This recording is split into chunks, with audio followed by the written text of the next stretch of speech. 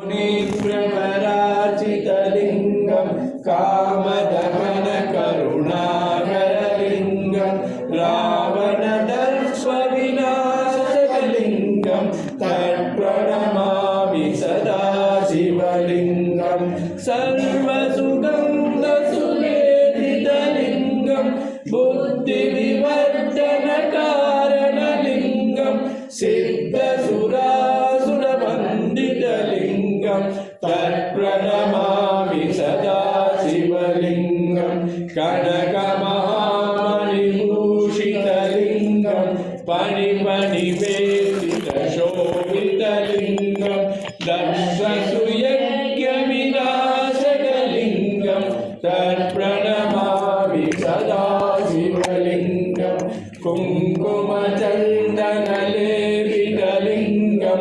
पङ्कजहारशोभितलिङ्गं सञ्चितपापविनाशकलिङ्गं तत्प्रणमामि सदा शिवलिङ्गं देवगणार्चितसेवितलिङ्गं भावहरलिङ्गं